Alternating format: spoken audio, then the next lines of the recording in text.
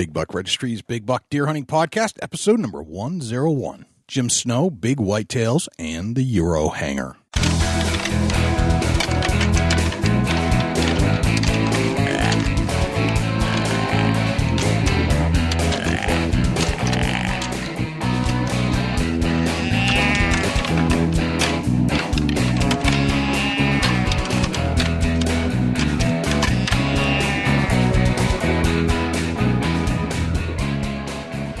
Big Buck Registry is a virtual museum of hunting stories. We preserve a piece of Americana by interviewing and recording hunters about their hunts and experiences from across the country.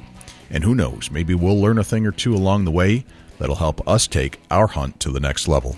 This is Jana Waller from Skullbound TV, and you're listening to my favorite podcast on Stitcher, the Big Buck Registry's Big Buck Podcast. Hey everyone, this is Daniel Lee Martin with Brotherhood Outdoors, and you are in the right place. You are listening to my good buddies over there at the Big Buck Registry Deer Hunting Podcast. Hey everyone, this is Zach Doyle with the Rackpacker Outdoors, and you're listening to my favorite podcast of all time, the Big Buck Registry's Big Buck Podcast. Welcome to another episode of the Big Buck Registry's Big Buck Deer Hunting Podcast. I'm also here with my good friend from Ohio, Dusty Phillips. Dusty, how you doing, man? No, I'm doing great. Doing great. Yeah, it's getting into late spring. Crops are starting to show themselves here in Ohio, Buckeye State. Everybody's getting their crops planted. You know what that means. Antler growth is upon us. Yes, it is. It'll, and deer season will be here before you know it. Just a few months away, which is crazy to think that we're just that close. Oh, yeah. It's just this is right around the corner, really. Right. Now, how do you treat your racks or your mounts? Do you have a special way that you like to prepare them? Are they all shoulder mounts, or do you do some European mounts? Oh, I definitely got some European mounts. I like a good skull mount. Okay, I do too. It's actually my preferred method for most bucks that I have. And it just, quite frankly, I can do it at home. I'm not a taxidermist, but it still presents nicely and enough to get it done. But right, when you're done with that, now what do? How do you hang it on the wall? Oh, I tell you, I struggled for years. It was a struggle trying to figure out how to hang these skull mounts on the wall. It was miserable. I'd have them sitting around everywhere. The nose pieces get broken off. And I've even heard of people getting the tines broken off because they're just laying around. It's very hard to hang a skull mount.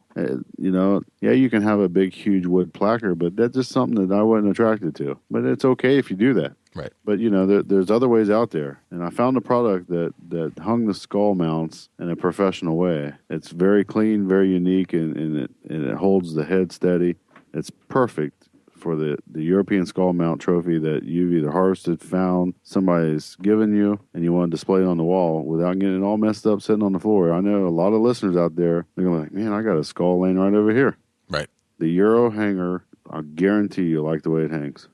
And you found this product where? How did you find this particular item? I was just cruising through Facebook one time. Okay. And that's how I located them. And it was just a coincidental thing that I found the EuroHanger. And it's kind of funky spelled in a sense that it's spelled right. But it's spelled EuroHanger. It's all one word. Okay. EuroHanger. EuroHanger. Got it. You can go to facebook.com/EuroHanger, and you can also order them on eBay. Just go to ebay.com and type in EuroHanger right there at eBay. You can order them.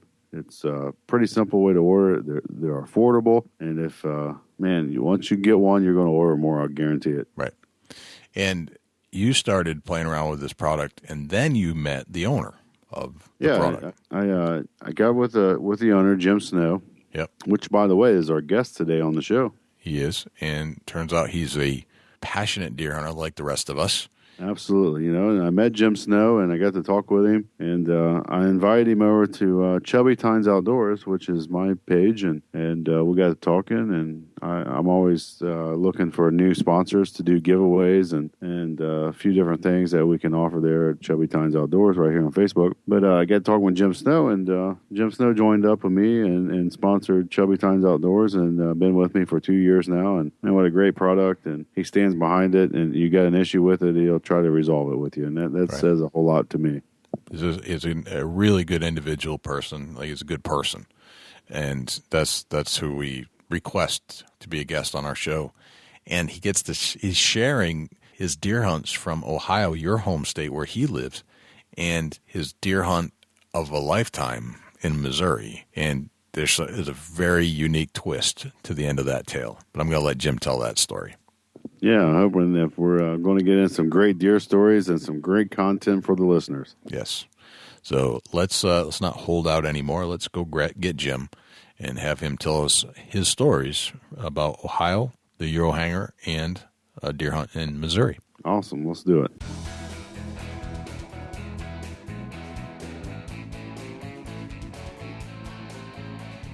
Jim Snow, welcome to the Big Buck Registry's Big Buck Deer Hunting Podcast. How are you, Jim? Thank you. We're doing pretty good tonight. Excellent. Where's home, Jim? Where are you hanging out right now? I live, I'm out in Sticks. My closest town to me is probably Warsaw, Ohio. I'm about 7 miles north of Warsaw. Gotcha. So you're a Buckeye like Dusty is. Yes, sir. All right. Well, we like the Ohio State. I'm a fan, and I've been there just once in my life, and wasn't really during. I guess it was during deer hunting season, wasn't it, Dusty? Yeah, it was cold, boy. It was cold. We weren't doing much hunting, but I got to take a good look around, and I was very excited. And it was a completely different experience from the terrain that I'm used to here in New Hampshire. So I need to get back there at some point and hang out with you guys. Yeah, that'd be great. Jim, have you lived in Ohio your whole life? I have, yes. I'm 43, and I actually I built my house within a mile from where I grew up. So. Oh, no kidding. And what was life like growing up in your part of Ohio? Oh, it was, we're out in the country, so, it's quiet and, mostly woods. I mean, I spent a lot of time in the woods, exploring like any other kid does, and just out and about, anything outdoors, Gotcha. And that's where all the outdoor adventures that you participate in now stem from your childhood and back to that type of being in the country type setting. Is that correct? Oh, yeah. Yeah. Yeah, I was always squirrel hunting or rabbit hunting, whatever I could do. Very cool. Very cool. So how was the deer hunting growing up back then? Actually, let's back up a sec. How old are you now? I'm 43. 43. Okay. I understand 43 because I am 43. And, oh, great. Yeah, you guys are old. Yeah, Dusty's like a baby over there. I had to say it. Sorry, guys. Yeah. Every time I open my mouth about my age, he just, it's his opportunity to hit the ball out of the park.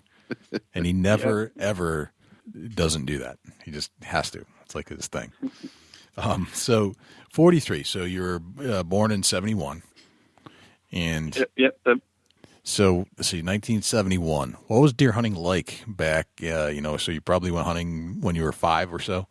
I started hunting when I was 10. 10, okay. So 1981. What was deer hunting like in 1981 in Ohio? Well, I don't remember seeing a whole lot of deer hunting, Okay. and even going back when I was younger, I remember my dad always gun hunted, and I remember, I just remember him coming back in from hunting. I don't ever remember him shooting anything. Interesting. And it was kind of strange. When I got to be about 10, by then, of course, my dad had lost interest, and but luckily I had an uncle that always gun hunted, and that's what I started to do first. That's what I lived for, that week of gun season. And I would always, my mom and dad let me take a week off of school and deer hunt. And I the first couple of years I didn't kill anything, and then consistently then I would take a doe at least one a year. And I believe back then that's all they allowed you was just one, either or, and I think, let's see, I killed my first buck in 88 actually, and it was just a basket rack. And my first large buck was 95, and it was 160 inch 13 point. And I killed it on my home place there where I was raised. That's a nice deer. And Yeah, oh yeah. After that, I was all about the big bucks. So what happened to the deer population, or was it a population thing? Dusty, chime in here too if you know whatever's going on here. So you didn't see a lot of deer back in '81. Were there less deer in Ohio, or was it just your experience level? I'd say it was just not the population. I mean, we were out there. It was a little. The hunting style my uncle did was usually, deer drives, and he knew this guy that owned this farm, and we never seemed to spend a lot of time in any one place, but we just go in and drive it and out. And but I what I do know is now I see a lot more deer than I ever did, as a kid. Right. Gotcha. Yeah, and that boils down to that the deer herd just wasn't here in the 80s.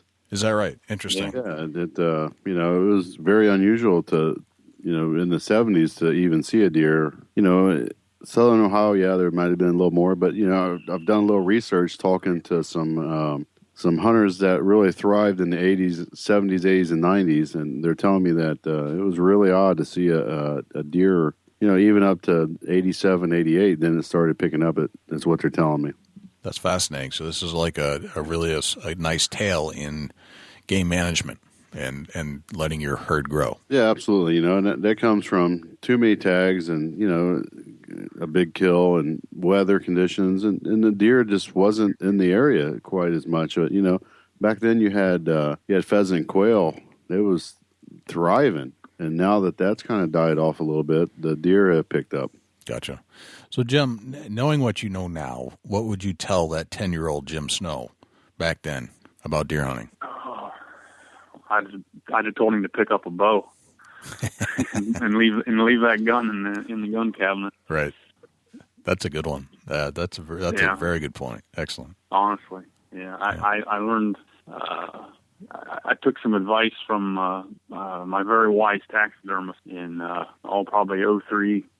He saw how excited I was with big bucks, and he said Jim, he had done taxidermy for 30 some years, and he said the guys that bring me big bucks year after year consistently, the same guys, they kill them with a bow, and they use scent controlled clothes.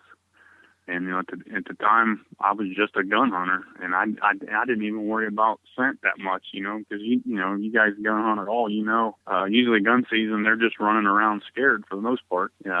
With bow hunting, absolutely completely different situation. I started learning so much more about deer bow hunting. You can study them in their own, doing their own everyday thing. You learn more about their body language. And so, yeah, I guess looking back, I wish I'd have started bow hunting a lot earlier. That's a good point. All right, so let's talk about the deer body language a little bit. What have you learned about that now that you've been training yourself with the bow? What types of things are they saying to you? Well, we can always tell. I usually hunt with my son, and it's kind of funny because we know. You get one deer in the field, and when that next one's coming because just their ears alone. If they hear a noise, they're always going to throw an ear towards it. But when they've got both ears concentrated in that direction, 99 times out of 100, a deer's going to walk out. They just throw one ear over there.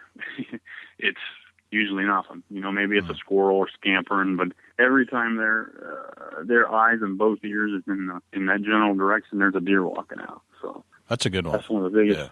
Yeah, that's one of the biggest things we've noticed. Gotcha. It's kind of a game for my son and I when we're hunting. We're like, here comes one. Get ready. Sure. Yeah. Sure enough. Yeah. What else? What else do you notice? Just how they, during the rut, you can almost tell when a buck's going to come in the field. I mean, if you've already got a buck out in the field. They immediately start getting stiff. I mean, long before you see the other buck coming, how they stiffen up and they bristle. It's almost a great early warning sign to get your bow off the hook. They start to do stiff legging. They can 90%. I think what they go off of is smell, but just that alone has been a big factor. Seeing them do their everyday thing instead of just running around scared has been great. Gotcha. It's a lot more relaxing. Dusty, seeing we're on the subject of deer language, what types of things would you throw into that? The tail movement, there's different signs of, what kind is going on, if that's stuff that you can study as you're out there in the woods.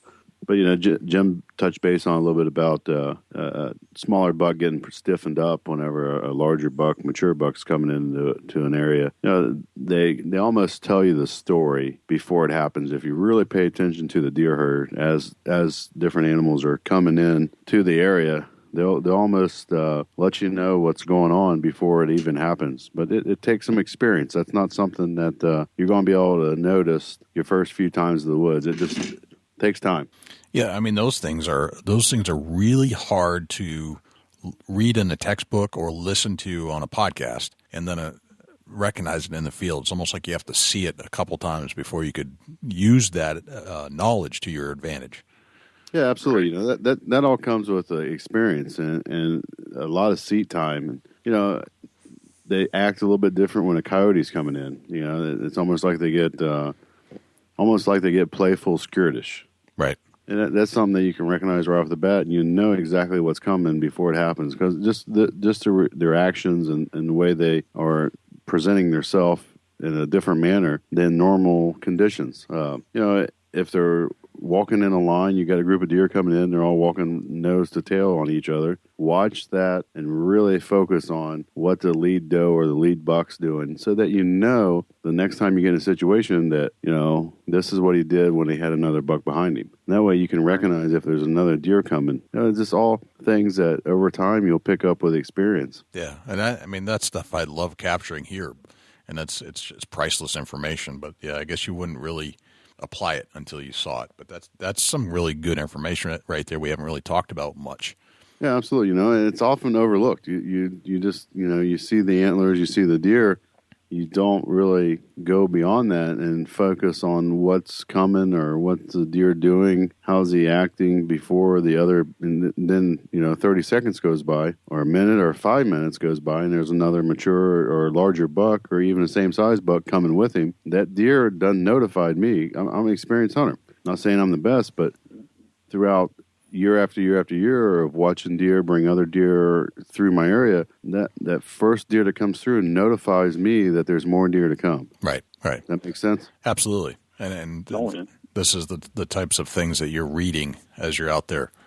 Gotcha. Yep. Good stuff. And sometimes you don't even realize it, that you see it a couple times and you see the same things happening after, and you're like, oh, okay, now I see. Right. Yeah, absolutely. And there are probably things that that you didn't know until I asked you the question, probably. Right. Yeah. Right. So, Jim, you're an Ohio hunter. You live in Ohio, but you don't hunt Ohio all the time, correct? Correct. Yeah, I do have. I've got a good friend that used to live here in Ohio. I used to work with him, and he moved to Missouri, bought a big farm in Missouri, and I've hunted out there 4 seasons, once gun season.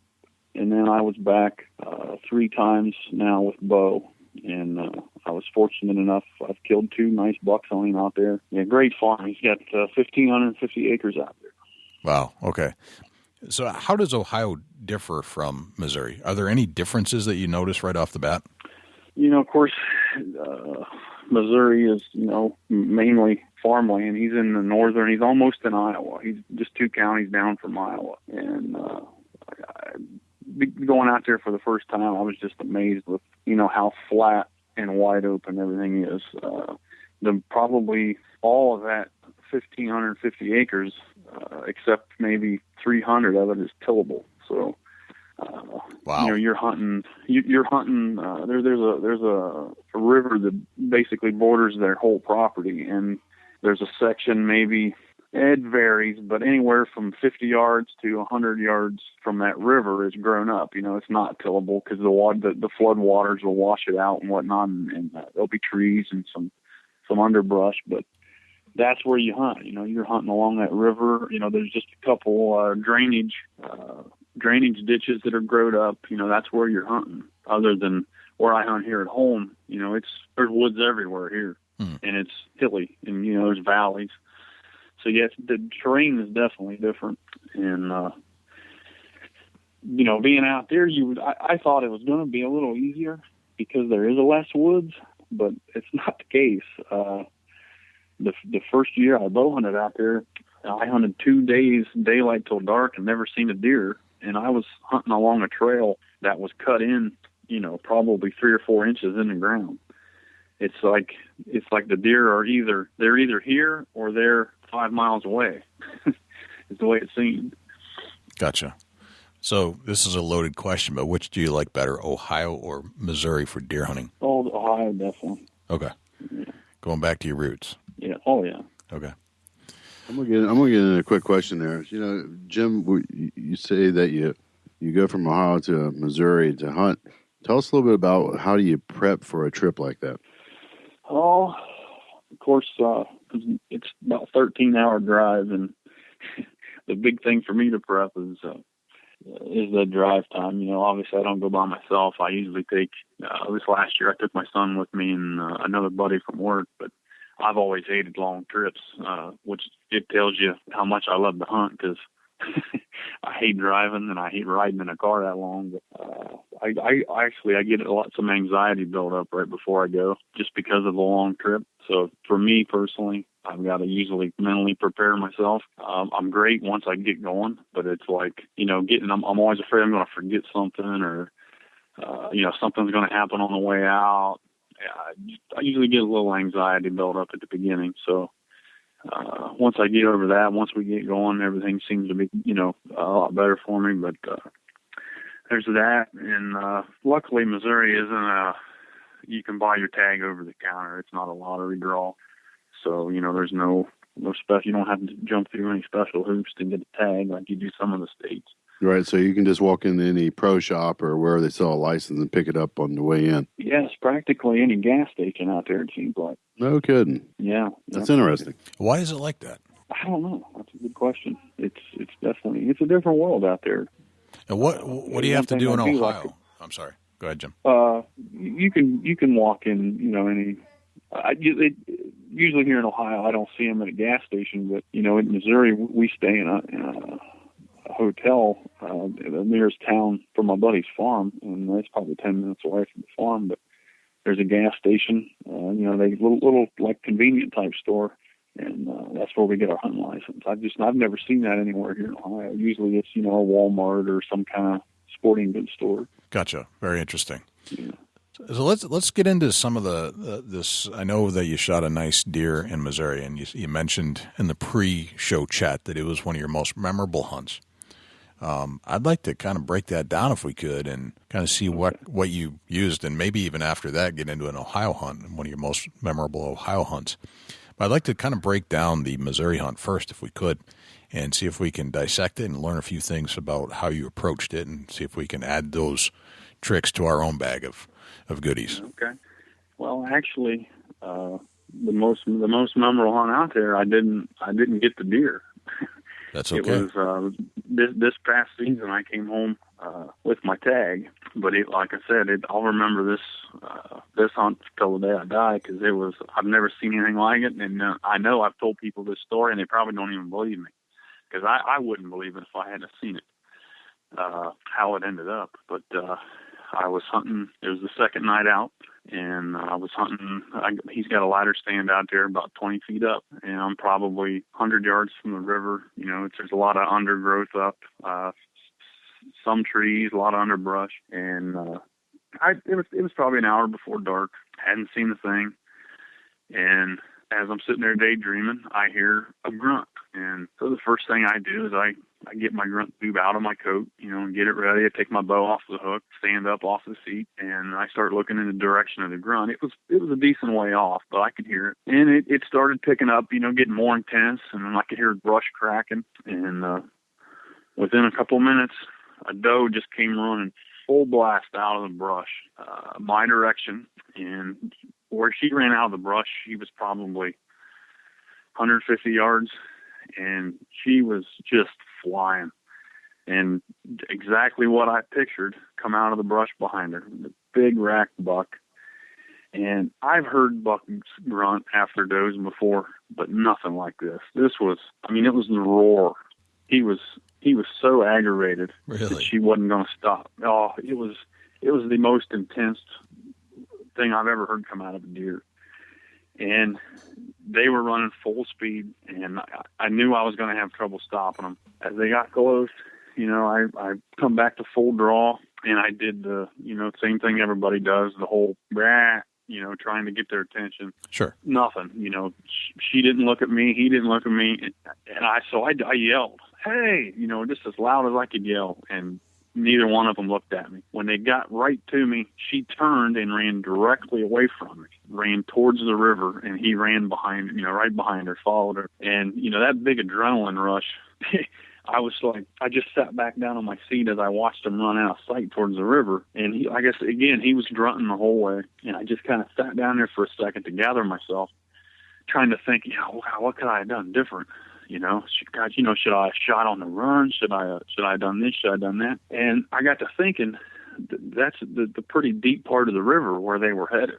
There's a few places that's shallow that they can cross, and that wasn't one of them. So I got my grunt, and I started blowing that grunt just like he was grunting. Just that long, that roar, as loud as I could get that thing to go without it sounding like a goose.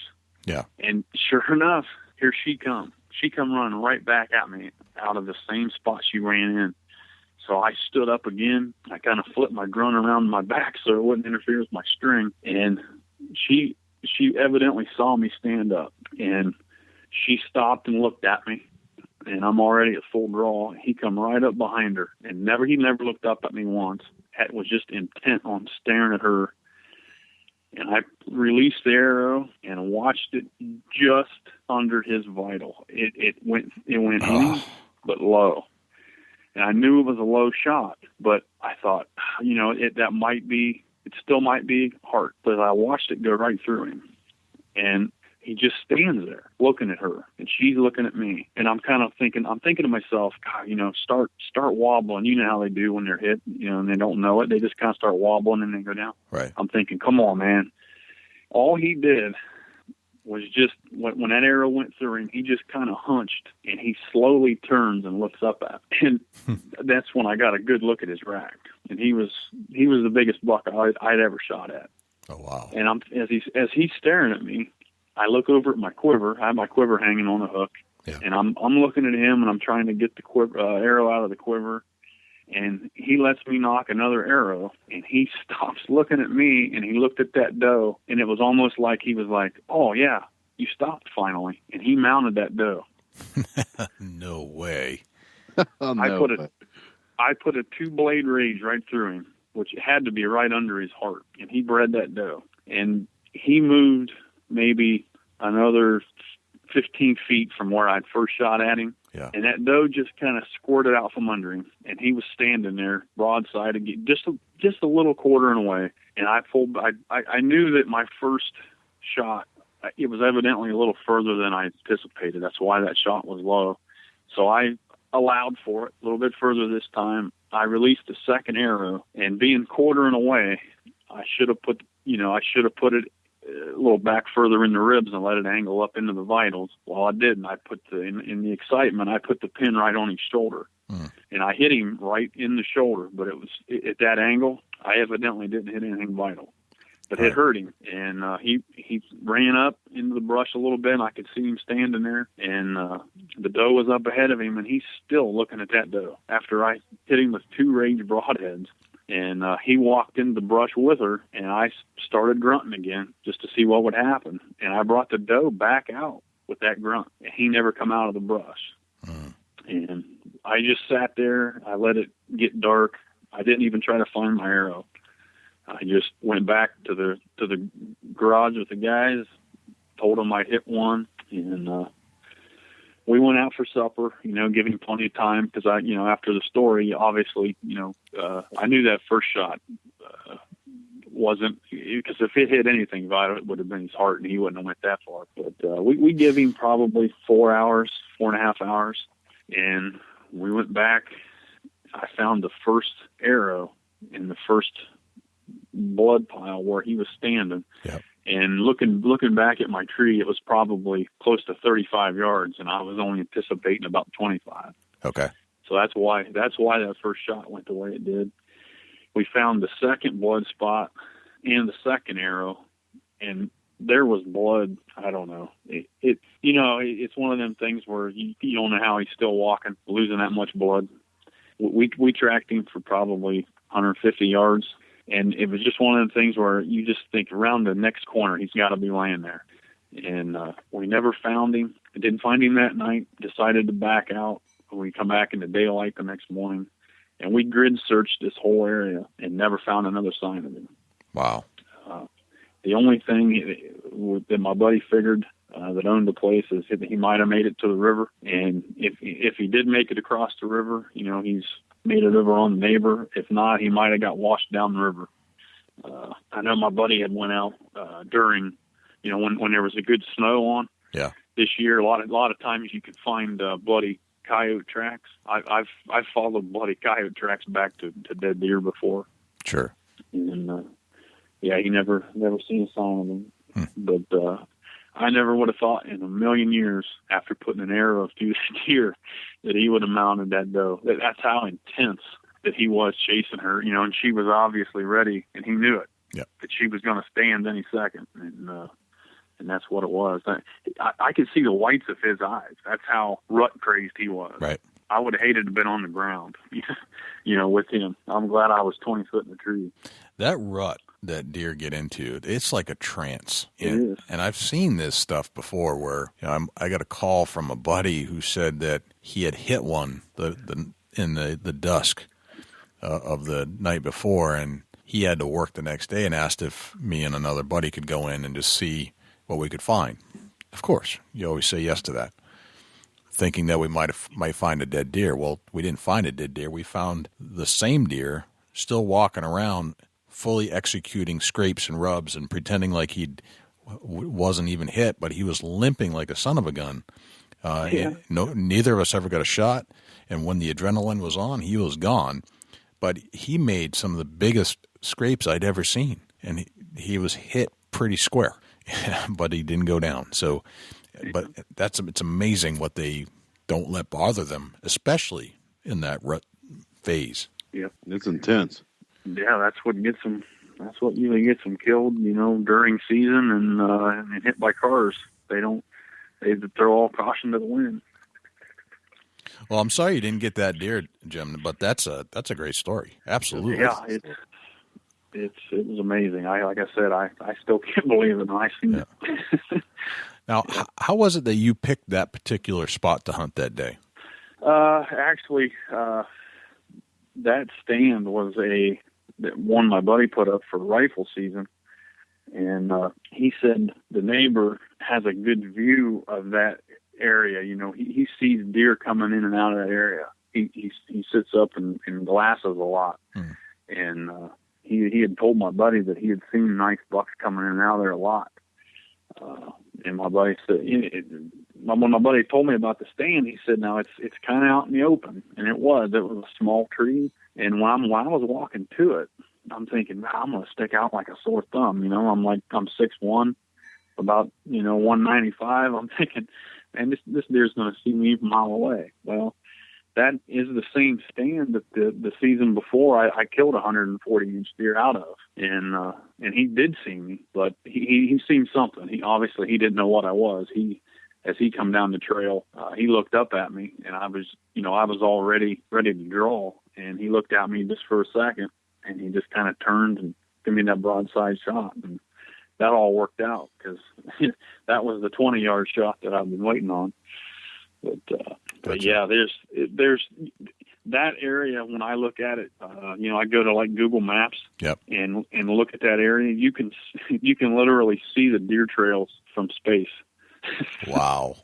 I know it sounds funny, but when you zoom in on Google Maps, you can see the deer trails that are going through that area. It's a natural funnel because it's, like I said, there's only so many places that the deer travel out there because, in it next down, in certain places. So it's a really tight funnel. Right. All right. So this is interesting. This is an interesting topic. I've never heard this before. Granted, I'm in New Hampshire, and we don't have a huge deer population, so the chances of me and I use Google Maps all the time to hunt. What does it look like from Google Maps? What am I looking for? Oh, I mean, you can. This looks like a path. Yeah, definitely. It looks like a cow path is what I always thought. My grandpa had cows, and they would run the same exact trail, 2 or 3 times a day, and that's what these trails look like. Interesting. It looks like a walking path. Yeah. Dusty, you ever seen this stuff on Google Maps? Yeah, absolutely. I was going to chime in there, and it's there's a couple areas around that really heavily traveled deer trails, and a lot of them you can actually, if they believe it or not, there's a couple times that I've been able to see snow pictures from. I can't remember the page I've seen it on, but it actually showed aerial snow pictures. Yeah, with snow on the ground, you can see the same trails in the snow where them deer have been wallering them out. Really? Yeah, Google Maps. I'll have to look it up and find the exact location, but I'll be able to show you one of them, Jay. I got a place down in Southern Ohio that you could see them, and they was like a clear-cut woods, Yeah. They went and clear-cut it, and you can actually pinpoint where these most active trails were in the clear-cut. Gotcha. That's fascinating. That's the stuff I don't get to engage in where I'm from. So, Jim, tell us about the prep that you put into that hunt. Was there anything else that you prepared for? Did you have a certain type of scent killer? What did you do that day that you think might have increased your odds? Oh, definitely the scent. I several years ago I started buying the scent blocker suits.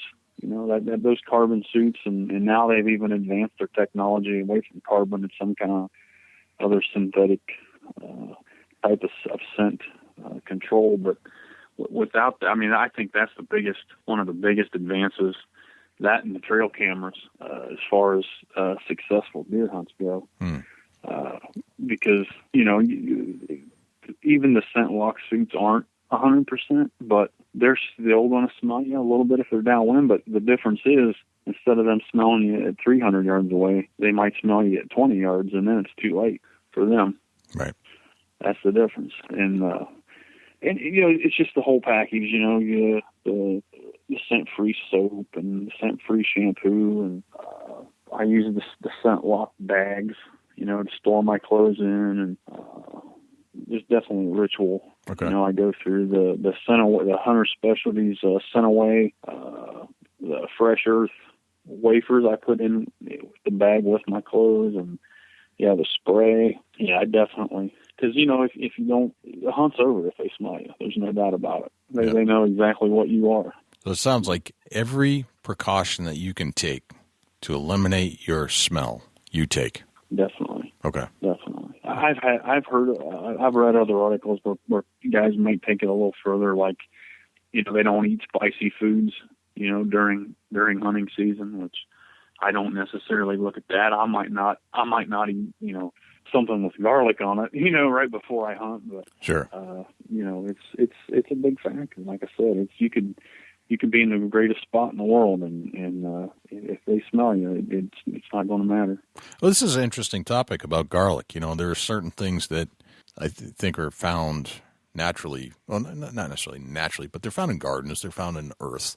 Sure. Garlic's one of those things. Do you think that garlic would cause a deer to recognize garlic as a human danger thing, or is it just maybe not a human in particular, but I think any odd smell, anything out of the ordinary that they're not accustomed to smelling would definitely put a mature deer on high alert. Right. Dusty, what's your call on that diet and garlic and things like that? I like to eat too much. I don't worry about it. All right. Excellent. It's 90% luck in my eyes. You're at the right place, the right time. A big mature buck don't get big antlers on top of his head for being not a good hide and seek player. I'll say that. Okay, gotcha. Yeah, I don't.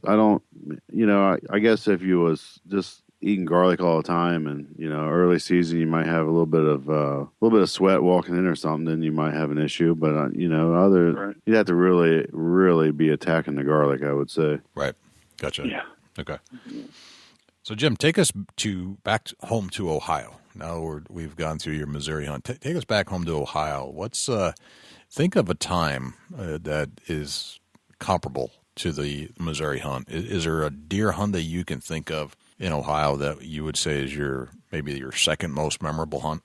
Yeah, that would probably have to be the first really big buck I killed there in '95. Okay, this is was with my shotgun. The 160 we were talking about. Yes. All right. Yes. Yeah. Let's walk through that. Dust, you want to take the lead on that one? Yeah, absolutely. And Jim, roll on as you go. We'll kind of break it down a little bit. We're going back to what year? 95. 1995. Yeah, 1995. How many deer had you killed before this? Oh, probably maybe 7 deer, but just 2 small basket rack bucks. They're late 80s. By the late 80s, I was killing a doe pretty consistent, but always longing for that huge buck. And one of the main reasons that I concentrated more effort on bow season is during gun season, I very seldom even seen an antler.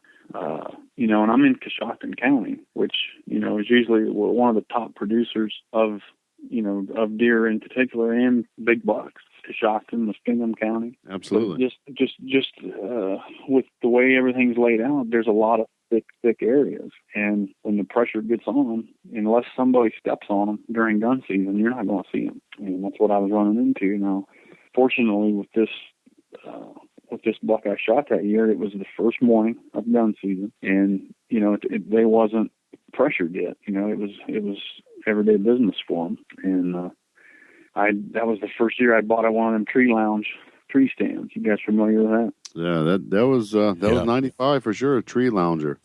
Yeah, I do remember that. Yep. Yeah, I remember that myself. Yeah, I that was the first year I used it. I was probably up, 25 feet or so. And it was a pretty quiet morning, usually hearing, average amount of shots. And finally behind me, in the brush, I heard what sounded like Carhartts ripping through briars is the first thing I thought of. And I thought, I was hunting on my grandma's property. There wasn't supposed to be anybody out there. And first thing I thought was, who's coming down through them briars in Carhartts ruining my hunt? So you heard this behind you?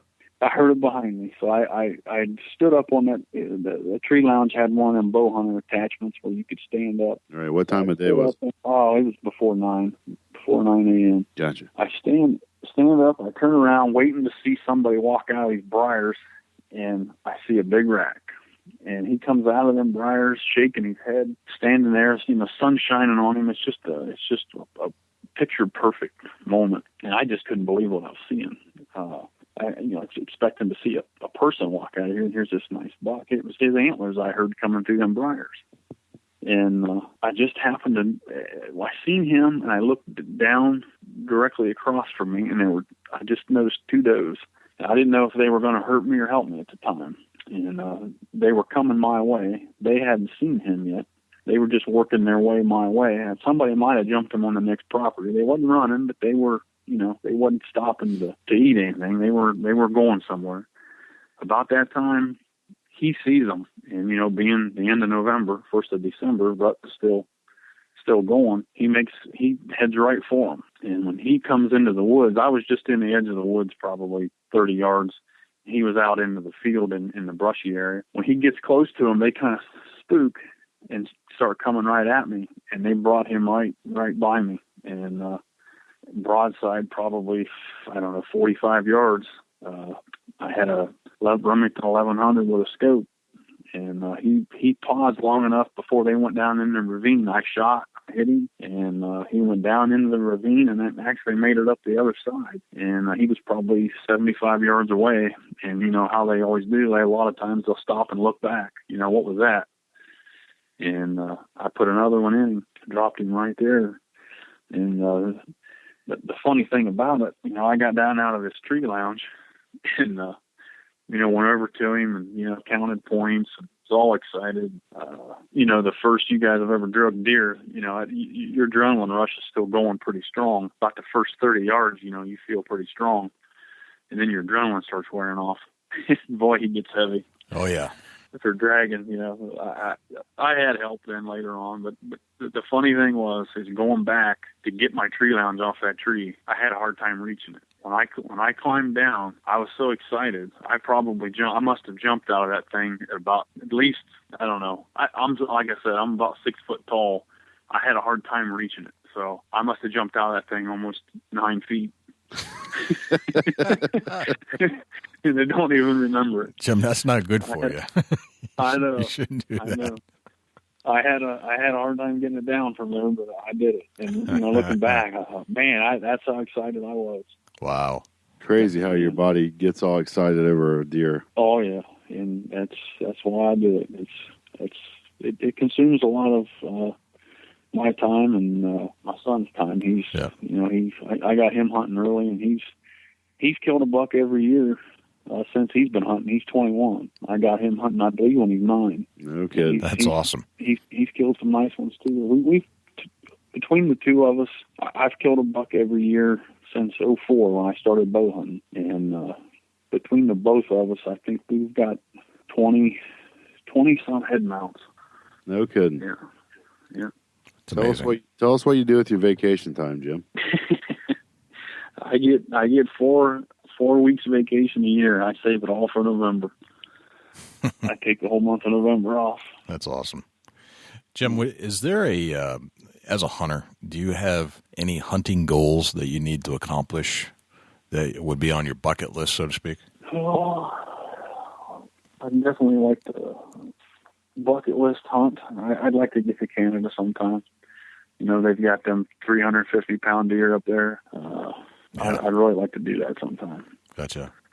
Or maybe an elk. Elk, okay. Yep. Okay. Sounds very fair.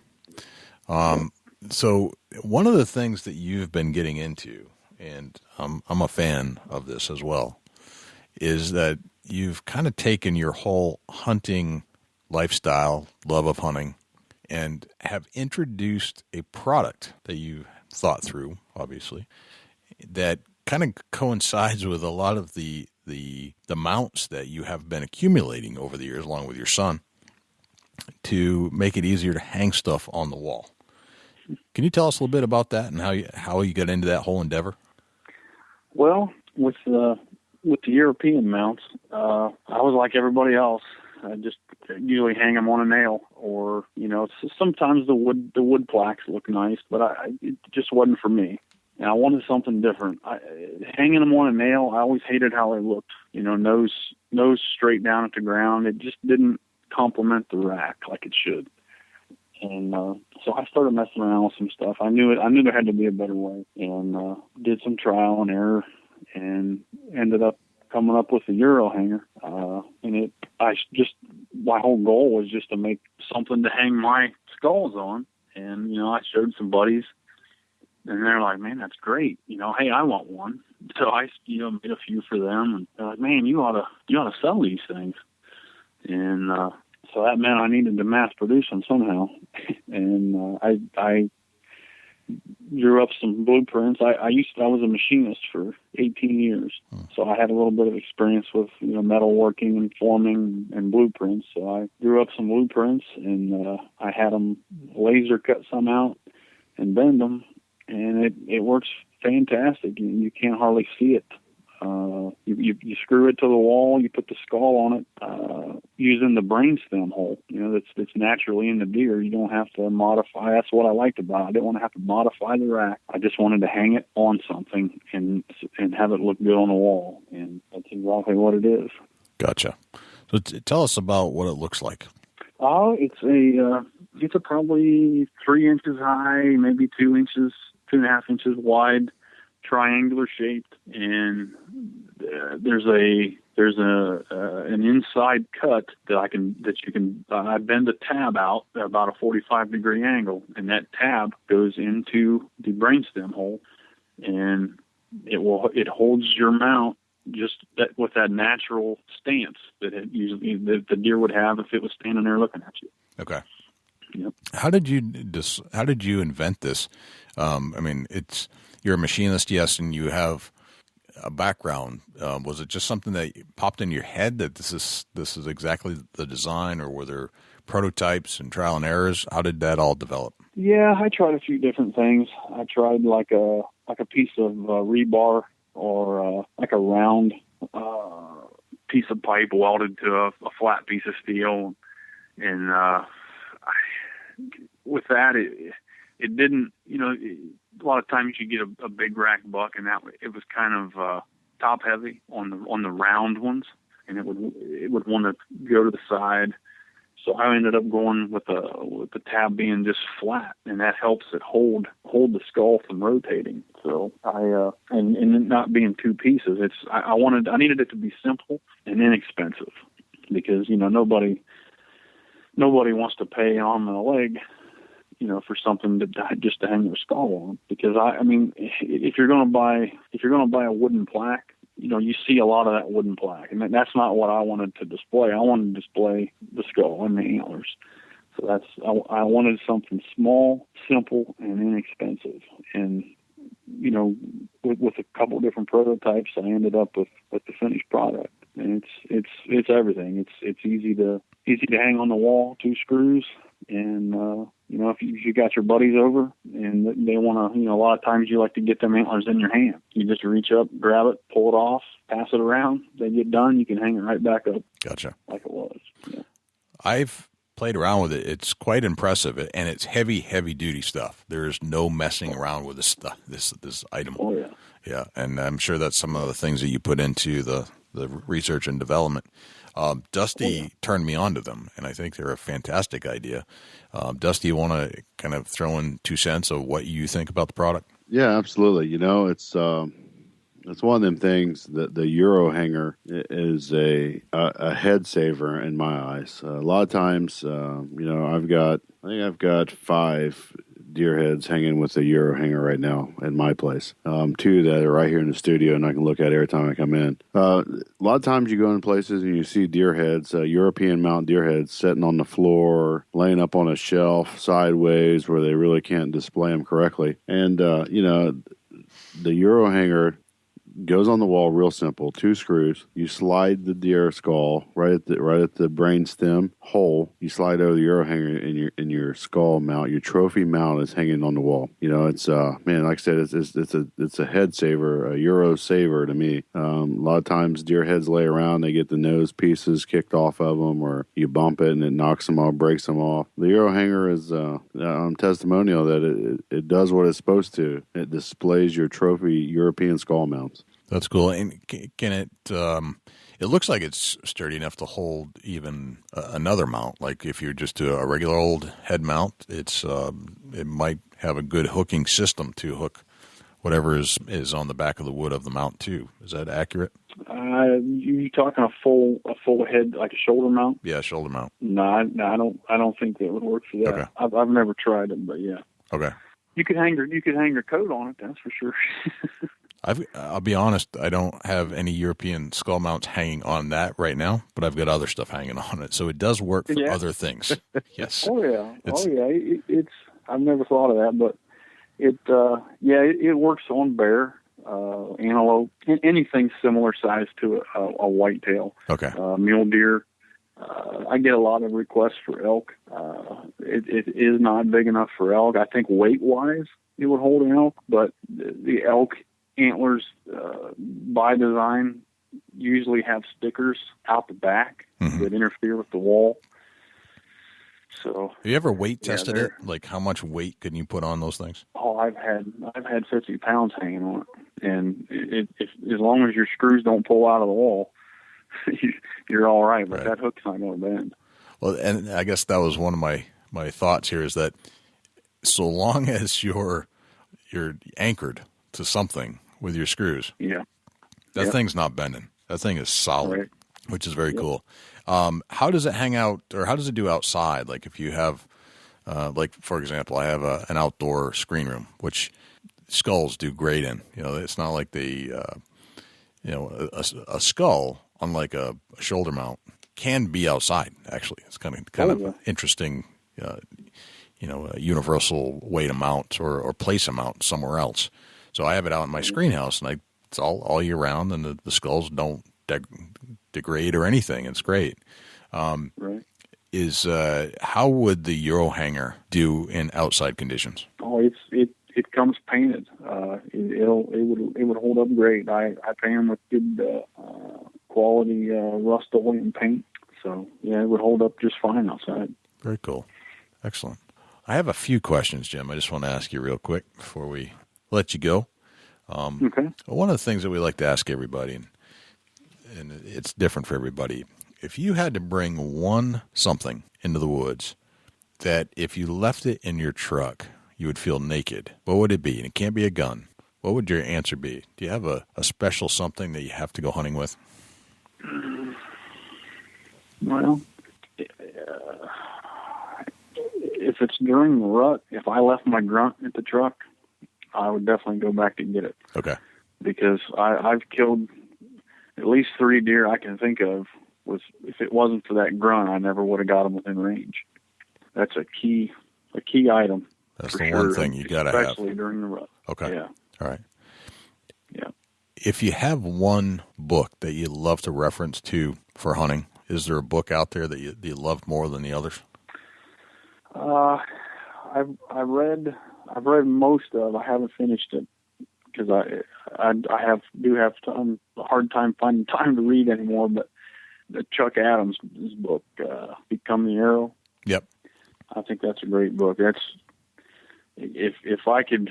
I told my son if I ever win the lottery and I've got nothing but time on my hands, I would love to try to do that Super Slam. There's a lot of neat stories in that book of the things he went through to complete that. You know, it pretty much. I don't know if you guys have read it, but he mortgaged his house a couple of times to finance that quest, and I think it cost him a marriage. Wow. But I suppose it depends on how you look at it. It paid off for him in the end. I mean, he got his name on Easton Arrows. So right. I haven't actually read the book, but now that you just said that, I think I need to. That's interesting. It's pretty neat. Yeah. Yep. He's got some. You figure he killed all 30-some species of America's big game, big enough for the record books. And that includes all the bears, and he's got some really neat bear stories in there. Right. With a bow. Wow. There was a reference in there where he'd been watching this big grizzly come out and get fish out of the water and then take it back into the woods.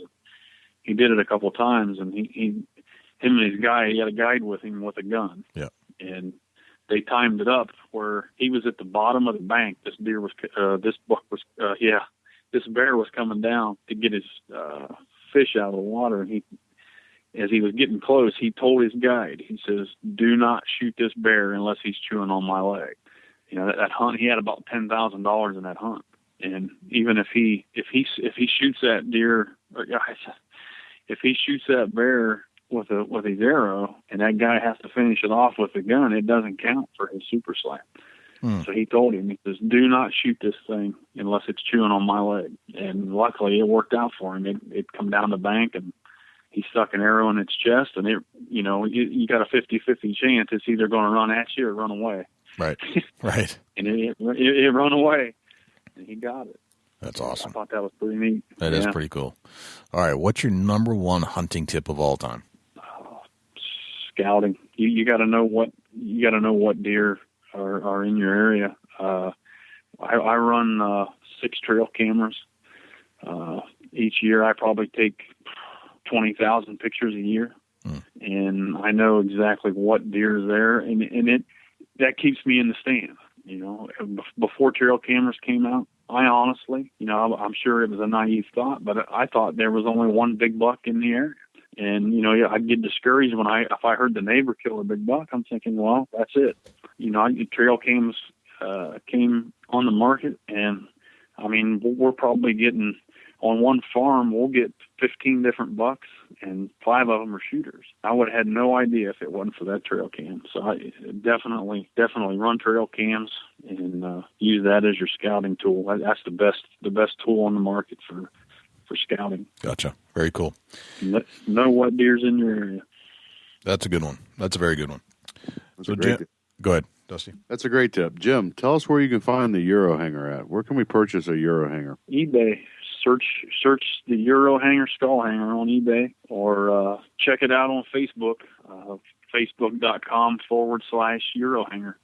That's EuroHanger. Yes. And can we order? Are there order forms there, or do we have to give you a call to actually place an order? There is a button on the Facebook page, Shop Now button, that will take you to the eBay page. Or I have taxidermists and whatnot contact me directly. I offer quantity discounts for taxidermists that want to buy in bulk. Gotcha. Very cool. And is there a phone number that we should call if we had other questions about it? Sure. 740-502-5445. Fantastic. Well, Jim, this has been an incredible journey with you on a couple of hunts, one to Missouri, one in Ohio. And I think your product's great, and thanks for telling us a little bit about how you developed that. But it's been an honor, and thanks for joining us and talking some deer hunting tonight. Thanks for having me, guys. Very cool. And Jim tells one heck of a good deer story. Absolutely. That's amazing how that turned out.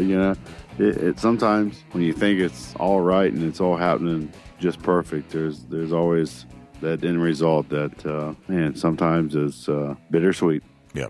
I love the product that he also has invented, the EuroHanger. But I think it's fascinating how people think that they get a little nervous, and Jim did tell us he was a little nervous coming on the show. But what I loved about it was that as everybody that has been nervous coming onto the show, they open up and they relax and they chill out and they just go back to the moment in time when the big deer kill happened or the big hunt happened. And it's almost like they close their eyes and go back in time and you open up, and it's the best, awesome feeling that you can ever imagine. It's just great listening to people get excited about that exact hunt they've already been on years ago. And we went back to 1995. How good is that? That's amazing. That's one of the great things about being on this side of the mic. Yeah. Is to see and feel the emotion in somebody's voice when they get excited about the story that they're telling. Yep. If I ever lose that, Jay, I probably wouldn't be sitting here. That's right. Now, if you have a big deer that you shot, I would encourage you, and you would like to tell your story, even if you wouldn't, I would invite you to tell your story on this show, because I know that we can get that story out of you like we have gotten the same types of stories out of other people and got you to just chillax, basically, and tell that tale like it deserves to be told. And that's what we do here on the Big Buck Registry. We've been doing this for a while, and we just like, not only do we like listening to deer stories, we like telling them, but we like to get people to tell stories in their natural tongue and hear it as though you're sitting on the porch at deer camp after the hunt. That's what we do. It's amazing. Even if you're a little nervous and you're a little hesitant to contact us, that you want to tell your story. Definitely do. I think that once you get in touch with us and you get to know us a little bit, that you're going to be just as comfortable with us as you are with your friends, or even a sibling that you hunt with often. You're going to settle in, and we're going to make the best of the story and bring it out of you and get that excitement and the thrill of the hunt. That's what we chase after. We're thrill chasers as far as stories. Yep. And I would encourage you to, if you'd like to start that process, go to bigbuckregistry.com. That's our website. Or if you'd like to submit a photo, it's bigbuckregistry.com/mybuck, or just shoot me an email, myhunt@bigbuckregistry.com, and we'll just get chatting about it. And if it's something you want to do, hey, then you need to tell your story on the Big Buck podcast. Dusty, do we have a Chubby Tines tip of the week? Yeah, we do.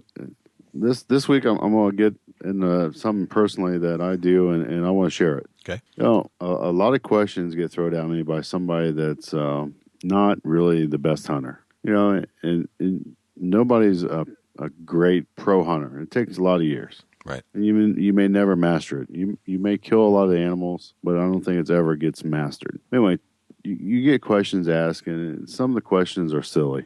And I'll admit to that. But it's okay. You know, when you first started, you had silly questions too. Take the time to spread on the knowledge to the younger hunting generations. Take a few minutes out of your day and stop and talk with them. It goes a long way. Yeah. It may be that one little silly question that you throw out the answer to that seals the deal on that young man or lady killing their first animal. Right. You know, take all questions seriously, even though it may be silly in your mind, and that's okay. But if it wasn't for somebody helping you or answering a question you may have had when you first got going, you may not be able to kill your first animal. So, you know, take all the young kids' questions serious and try to help them out. That's great. Yep. Could not have said it better myself. Very cool. Well, thanks to Jim Snow for joining us on the Big Buck Podcast and telling some great deer stories. Dusty, how can we find you when you're not on the mic? Facebook.com/Chubby Gobbler. Facebook.com/Chubby Tines Outdoors. You can also shoot me an email at dusty@bigbuckregistry.com. Jay, how can the people reach out to you? First, I would love to invite you to join us and download our new podcast app player specifically for this show. That's bigbuckregistry.com/app. You can find it on the iTunes store. You can also find it on Google Play now, which is very cool. You can visit us at bigbuckregistry.com/Facebook if you'd like to check out our Facebook page. Twitter is twitter.com/bigbuckregistry. You can go to YouTube. We have some videos up there, bigbuckregistry.com/YouTube. And if you would like to send in a picture of your buck, it's bigbuckregistry.com/mybuck. All the instructions are right there for you to check out. There's a video instructional tutorial right there where you can learn how to get your buck featured in front of 150,000 plus fans that are diehard deer hunters like yourself. And if you have an outdoor product, as we had talked about in the beginning of the show, you can actually go to bigbuckregistry.com/sponsor and learn how you can get your product filled in as a sponsorship slot for this show, as a pre-roll, a mid-roll, or maybe in some videos on Facebook. And let's see, what am I missing here?